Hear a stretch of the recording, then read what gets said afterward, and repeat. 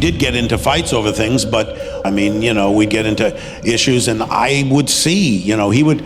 The whole process for me, I can just speak for myself, it did make me understand him a lot more. It's not hard to reveal that stuff. It's only hard to reveal that stuff to then get told you're a spoiled white rich kid, and it's like, okay, maybe all these things. Now, Rob Reiner's situation is very interesting only because of this. Rob and Michelle Reiner, and I'm very sorry for your loss. My God. How long have you known the Reiners? We've known them for many, many years, and we were supposed to be seeing them that night. Excuse me? You said you're gonna meet him that night? And also, who goes on a show the next day to talk about their friend's death?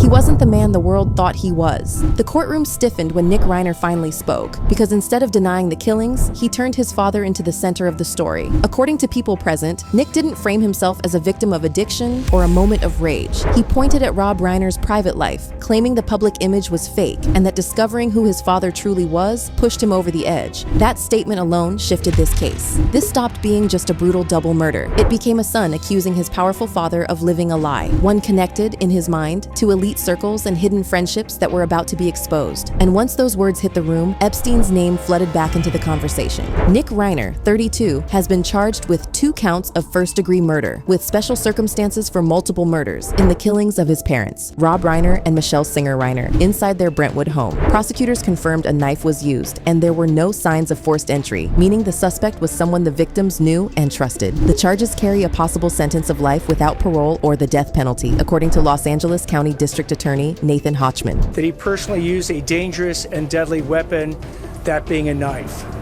These charges carry a maximum sentence of life in prison without the possibility of parole or the death penalty. When Nick finally addressed the court, his remarks described by people present were not emotional. They were deliberate. He allegedly suggested the killings were driven by long-standing betrayal and secrets, not impulse. That framing is critical because it signals intent, not chaos. Less than 24 hours before the murders, the Reiner family attended Conan O'Brien's Christmas party. Multiple witnesses later described Nick as erratic and confrontational. He reportedly approached guests asking if they were famous and refused to respect boundaries. One interaction stood out. Nick allegedly confronted Bill Hader, interrupting a private conversation and refusing to leave when asked. Witnesses say the moment was disturbing enough that Hader later chose not to comment publicly. But the most important exchange wasn't with guests. It was with his parents. Sources say Nick, Rob, and Michelle ended the night in a heated argument, loud enough to draw attention. Friends later said Rob was openly worried about Nick's mental state deteriorating. By the next afternoon, both parents were dead. Nick Reiner's addiction history is not speculation. It's documented. He entered rehab repeatedly from his teenage years, battled homelessness, and publicly discussed relapse and recovery. He even co-wrote the 2016 film Being Charlie with his father, a movie centered on addiction and denial. I think the bonding came not from the story itself, but from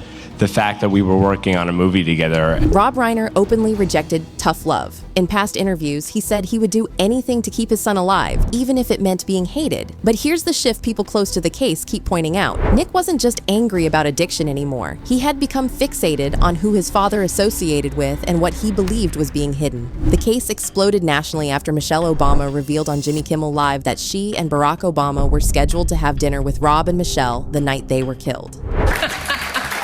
I feel like I should bring up, I know you and your husband were friends with Rob and Michelle Reiner, and I'm very sorry for your loss. My God. How long have you known the Reiners?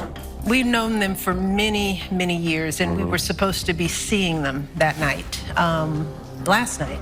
That detail confirmed how deeply Rob Reiner was embedded in elite political and Hollywood circles. This wasn't gossip, it was a first-hand public statement, and once that door opened, online speculation took over. Soon after the arrests, posts began circulating online claiming Rob Reiner had ties to Jeffrey Epstein. Some referenced alleged island visits. Others pointed to Reiner's proximity to powerful political figures Epstein once orbited socially. Important clarification, there is no verified evidence proving Rob Reiner committed crimes connected to Epstein. Reuters has previously fact fact-checked and debunked viral claims linking Reiner to Epstein wrongdoing. But here's the part that matters for this case. According to people familiar with Nick Reiner's mindset, he believed these claims is what shaped his actions. People close to the investigation say Nick had allegedly grown convinced that his father presented a clean public image while protecting powerful friends behind the scenes. He reportedly believed something was about to be exposed and that his father was part of it. Nick did not need documents or confirmation to believe this. He believed he had uncovered the truth. And that belief, whether delusional or grounded, is now central to the prosecution's theory of motive. Fans quickly noticed the timing, renewed chatter about Epstein files, high-profile deaths being discussed online, and Rob Reiner, one of Hollywood's loudest political voices, killed inside his own home. Some fans drew comparisons to other elite deaths near moments of Epstein-related news. These claims remain unproven. But again, Nick Reiner did not need proof. He needed conviction.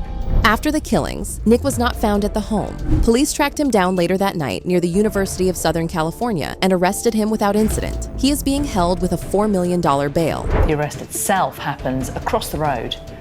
You can see the vehicles with all their flashing lights on there coming across the road there, opposite that petrol station in Los Angeles. He raises his arms, and you can see that is the moment of the arrest. He has been held in custody. He's on $4 million bail at the moment.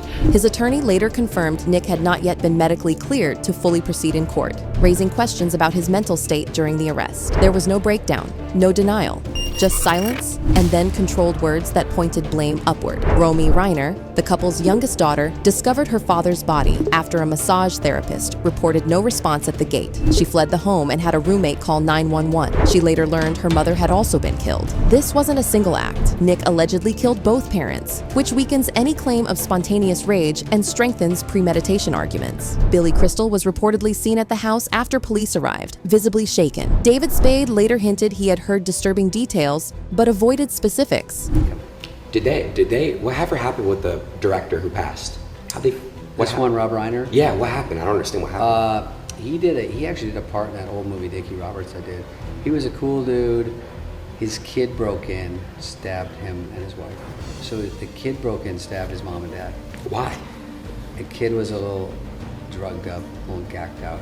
Or he had a history of it, I don't know if he was for sure, but I heard he did this too, which is just not the way to go. Brutal. Hollywood didn't rush to comment because this story isn't clean. Prosecutors are focused on intent. Nick's alleged framing that he acted because of secrets and betrayal doesn't excuse the crime. It potentially confirms planning. If the court accepts that Nick believed he was exposing or stopping something, that belief may strengthen first-degree murder charges. In other words, his explanation could work against him. Surviving family members released a statement calling the loss horrific and devastating, urging the public to stop speculation and conspiracy. But once motive enters public imagination, it doesn't retreat quietly. What really made him do it? Based on what is reported, alleged, and publicly stated, the most accurate answer right now is this. Nick Reiner didn't believe he was killing a hero. He believed he was confronting a lie. Whether that belief was true or delusional is for the court to decide. But belief destroyed this family long before the knife ever came out. This case isn't just about Hollywood, Epstein rumors, or politics. It's about obsession, belief, and silence. And when the full evidence hits the courtroom, the story the internet wants may not survive what the facts show. If you want updates as court filings drop, like the video, comment your thoughts and stay tuned. This story isn't done yet.